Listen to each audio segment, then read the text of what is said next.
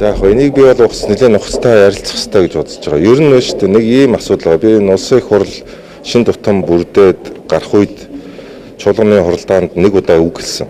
Тэр нь энэ улсын их хурлаас 60 гаруй ажлын хэсэг их хурлын дарга байгуулж байгааг би буруу шаасан. Яг тэгэхээр энэ өөрөө засгийн хоёр талтай байна. Нэгдүгээрт улсын их хурл үйл ажиллагаагаа байнгын хороодоор дамжуулж явуулдаг. Байнгын хороодоор. Өөрөө байнгын хорон дээр тэр мэрэгжлийн олон талын байр суурьуд, хэлцүүлгүүд, хуулийн төслүүд, хяналт шалгалтууд явагдаж явах нь өөрөө гишүүдийг мэрэгшиж мөн идэвхтэй оролцоог хангах чиглэлээр илүү төлхөө ажиллаулдаг.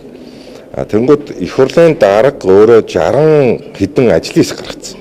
Хэрэгдээрээ 60 хэдэн байнгын хорон дарга гаргацсан гэсэн үг байхгүй юу? Тий. Тэгэнгүүт их хурлч одоо ингээд нэг юм нөгөө 60 хэдэн ажлын хэсэг яхах гэж байна. За нэг ингээд 10 хэдэн байнгын хороо. За ингээд сүүлдээ энд чинь учраа болтгоо болсон. Өдөр болгон одоо та бүхэн их хурлаар хэлцэх асуудлыг харах юм бол өдөрт 10-аас 20 ажлын хэсэг хуралддаг. 10-аас 20 ажлын хэсэг л хуралдаад байна. Гараас нь гарсан бүтээгдэхүүн байхгүй. Одоо нэг жилийн хугацаанд энэ 64 ажлын хэсгээс би бол одоо 2 нь л санал дүгнэлт гаргаж юм уу хуулийн төсөл хийсэн гэж би ойлгож байгаа. Бусад 60 хэдэн нэг жилийн хугацаанд үр дүн гаргаагүй. Харин эсвэргээр улсын их хурлыг дотооддоо үйл ажиллагаа явуулах тэр амьд механизмуудыг энэ нь бол өөрөө айгүй садаа болсон. Хоёрт засгийн газрын үйл ажиллагаанд сөргөөр нөлөөсөн. Засгийн газрын. Ягаад тэгэхээр тэр 64 ажлын хэсгийн ахлагч нар бүгд нөгөө амбицтай, идэвхтэй, хүсэл эрмэлзэлтэй ийм одоо улс төрчнөр хот ирсэн ажлын хэсгээ ажиллуулна гэдэг тэд чи хаанаас хүмүүс татах вэхээр яам агентлагуудаас экспертүүдийг, мэрэгчлэнүүдийг дуудаж хуралцдаг.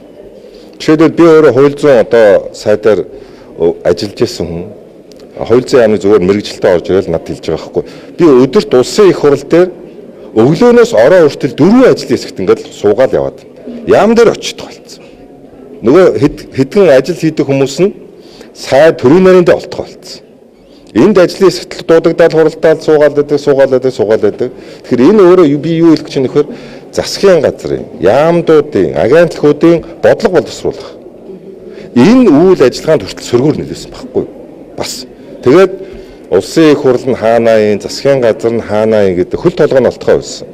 Энэний эцсийн үр дүн нь юунд харагдаж байна вэхээр өнөөдөр улсын их хурл шин тутам үйл ажиллагаа явуулсан улсын их хурл 1 жил одоо яг ажиллаж байна. Яг бидээс ямар хөл баталсан. Амгаланбаатар гэдэг хүний чон алах тухай хөл баталсан. Бидээс хөл. Бүтэн жилийн хугацаанд шүү. Энэ өөрөө улсын их хурлын нөгөө бүтээмжтэй байх, үр дүн гаргаж ажилтдаг байх энэ зүйлүүдэд саяны ярьж байгаа ийм буруу шийдлүүд нөлөөлдөг байхгүй. Би энийг сануулж хэлж ирсэн. Наа ч бол буруу дээ шүү, фейлдэн. Бүтлгүүтэй шүү. Одоо улсын их хурлын сүүлийн одоо хэд хоногт өдөр болгон чуулган хуралдаад байгаа болохоос биш. Энэ хаврын чуулган, энэ улсын их хурлын хаврын чуулган 3 сарын 15-нд нээлттэй хийсэн 2 сарын хугацаанд талд нь нэгдсэн чуулган хуралдаг. Ягаад? Хэлэх асуудал байхгүй. Засгийн газраас өргөн барьсан хууль байдгүй.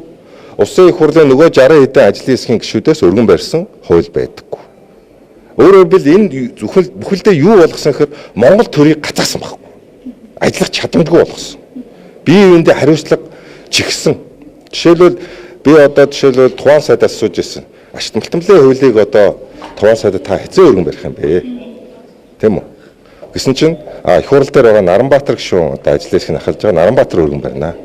Би Наранбаатар гишүүнээс асууж байгаа. Ашигт малтамлын хуулийг хэзээ өргөн барих вэ? Энийг Тухайн сайд өргөн барина. Мөн үү? Ингээл ийм том бодлогын хэмжээний цаг хугацаатай уралдсан асуудлуудыг бие биенэрүүгээ шийдсэн. Тэгвэл сүүлд нь эцсийн дүндээ хариуцлага хэн хүлээх нь мэддэхгүй. Нөгөө асуудал нь парламентын галт тоонд орж ирэхгүй. Тэрнээсээ болоод парламент нь чуулганууд хийдгүү. Чуулганаар хэлцэх асуудал байхгүйгээр эрт хараад байс тавх анзарч байсан уу? 2 сар бид нар тэгж явсан байхгүй. Одоо гинт тухайн орсон юм шиг сүүлэн дээр л одоо өдөр болгон чуулган хийж байгаа болохоос бодит байдлын уг суурь шалтгаан бол бодлогын буруу шийдлийн үр дагаврууд ингэж гардаг гэдгийг биелэх гэж байна. Тийм учраас энэ байнгын ороодын асуудалтай би нухацтай хандах хэрэгтэй гэж үзэж байна.